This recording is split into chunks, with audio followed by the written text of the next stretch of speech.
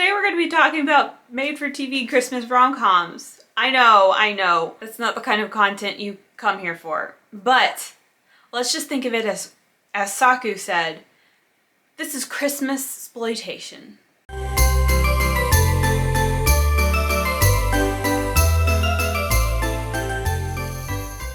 So this year I decided I would watch 5 Christmas rom-coms intentionally. And since I have completed that task, I thought I would make a cute little video just to kind of welcome in the holiday season. And listen, if you are here because of exploitation or B movies, I mean, these are really, really bad movies. Now, this isn't necessarily a recommendation list or anything, but it's just a little mini journey that I went on that I decided to share.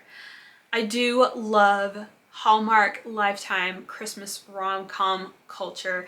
I love the discussion around it, and I just like the Christmas atmosphere. And I like how it's just not deep. It's like junk food, you know? I'm also going to show on screen a checklist that the Birds Papaya made on Instagram of various tropes that you see in these movies, and I have a little checklist for each movie. Okay, so when I talk about these movies, I'm going to disclose a little bit of the story here, but in my defense, these are all predictable movies. First things first, I fell for the hype, and I checked out Falling for Christmas, a Netflix original released this year. And why is there so much hype around this movie? Because Lindsay Lohan is back. And yes, I too am a fan. Falling for Christmas is about this rich heiress who visits this ski resort area to see her dad, and she gets amnesia, and this guy scoops her up. What happens? You'll have to watch to find out. Falling for Christmas, that's the first one I watched this year. It's really weird. I don't know what Netflix is trying to do. It's like they're trying to make an intentionally bad movie, like made for TV movie, but they had a huge budget, obviously, because they could get Lindsay Lohan, you know? So it was rather confusing. It really wasn't that good.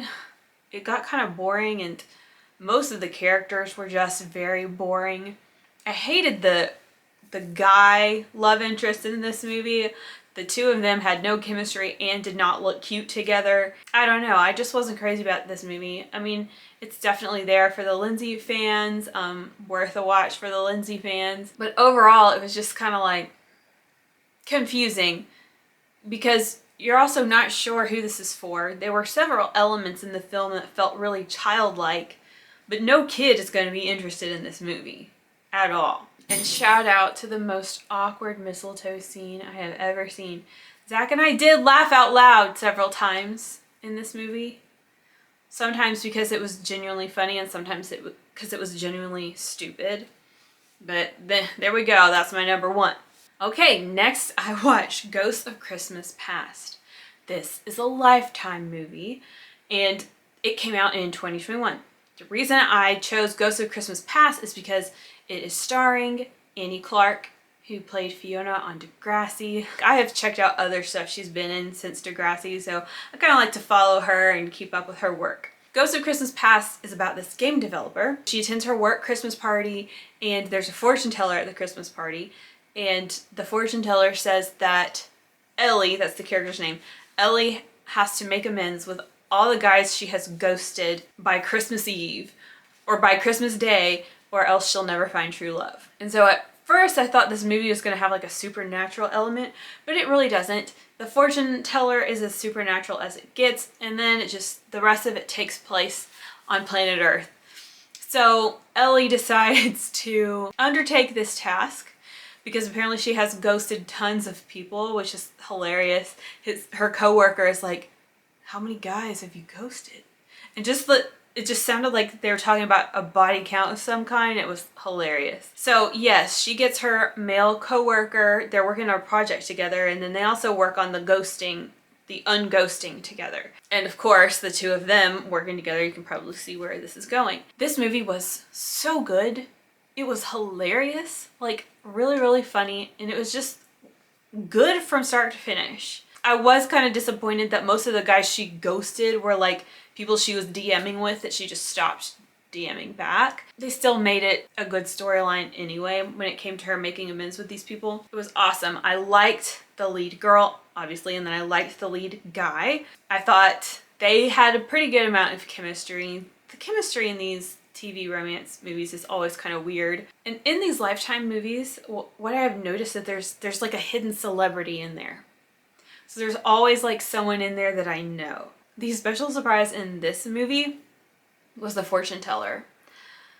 I was like, I know her. And I paused it and I just stared at her face until it came to me.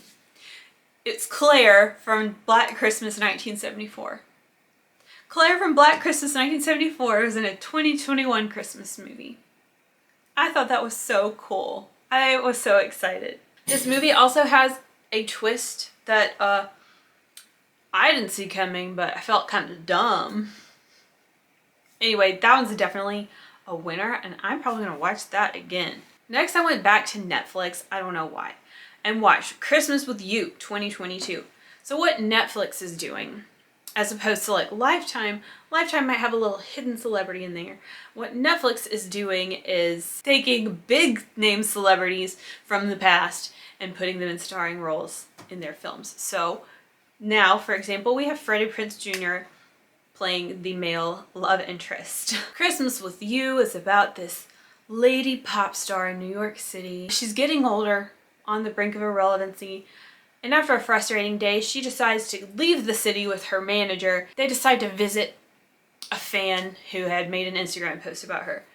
So they go to the school and they meet this girl, and well, a snowstorm hits. So they have to stay the night with this girl and her dad, Freddie Prinze Jr.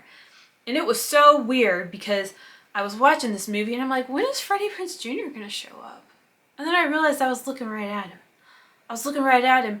He got old.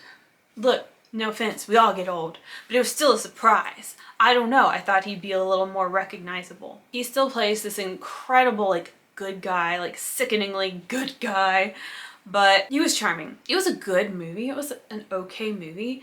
I didn't feel the chemistry between the pop star and Freddie Prinze Jr. The pop star also was just not nice. She just wasn't ever nice. So it didn't really feel like she was bonding with the family, but I do think she played a pop star pretty well. A lot of times when we have like a pop star in a movie, I just don't believe, it's just not believable and it's just embarrassing. But she could do it. Okay, I think that's all I have to say about that one. So let's go on to the next one, Under the Christmas Tree. I wanted to find an LGBT Christmas rom-com, and let me tell you what I learned. Hallmark has never done one. Hallmark has never done one. Hello? Okay, actually they have done one. It's coming out like now. It's coming out like in December. But like, Lifetime has tons already. Hallmark, keep up. So I checked out Under the Christmas Tree from 2021. This is a Lifetime movie and this is for the girls. It is about this girl who's like obsessed with Christmas and she runs a Christmas store with her parents in this small town. And then this other girl who works for the mayor comes into this town looking for the perfectest Christmas tree. And you know, their paths collide. I think the characters are written really well and the formation of their relationship was written well. I think the chemistry was there, but I think that the movie could have used a little more humor. I feel like that the lack of humor made it seem sort of boring, but it was fine. It was perfectly watchable and I was just loving the representation. And our hidden celebrity here is Ricky Lake, playing the friend of one of the characters. Oh, and we have another hidden celebrity. Ricky Lake wasn't really hidden. We have another hidden celebrity, Wendy Crewson. I think that's her name, who played the mom on the Santa Claus. I think she's probably really famous, but I just know her from the Santa Claus. But I'm watching this lady and I was like, why do I know this lady? How would I know her? She's completely unrecognizable almost, but yeah, I had to look it up and then I was like, oh my gosh. Okay, and finally I watched Let's Meet Again on Christmas Eve from 2020. Immediately, I recognized our lead girl as Kyla Pratt, who was a voice actor on The Proud Family. And I don't know how I know that because I've never watched The Proud Family, but I guess I probably saw some sort of behind the scenes thing on Disney Channel back in the day. So this movie is about two college sweethearts, one of them of course being Kyla Pratt. They decide before they graduate, like their studies are kind of taking them in different directions. So they decide to take a break, and then 2 years from now, we'll meet under this Christmas tree here in town on Christmas Eve, and we'll reunite. Then the movie picks up 7 years later, and we can see they are not together. So we don't know what happened, but apparently they did not meet under the Christmas tree. Well, these two people end up working together on a high-profile wedding, and they have to work very closely together. Will they reunite? Will they find out why they didn't get together under that Christmas tree all those years ago? Okay, this movie, the dude and the reviews on Letterboxd are in agreement. This dude is worthless. I mean, he's not a catch. He's not a prize.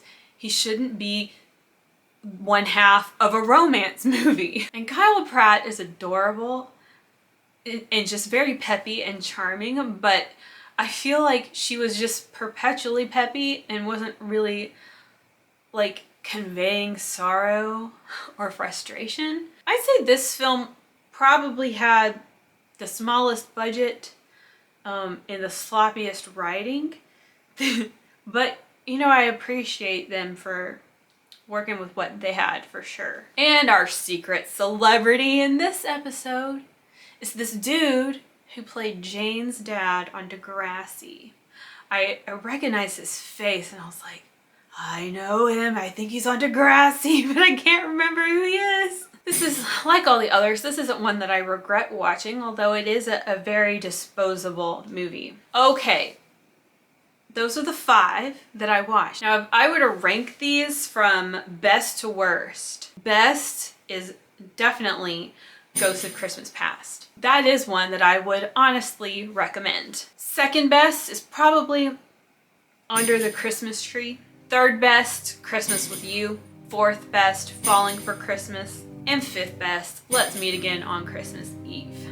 There we go. Just had to have my little trash TV moment. Had to scratch that itch for some Christmas exploitation. Thanks for humoring me on this topic. Happy holiday season. And come back soon for the regularly scheduled programming. Ciao!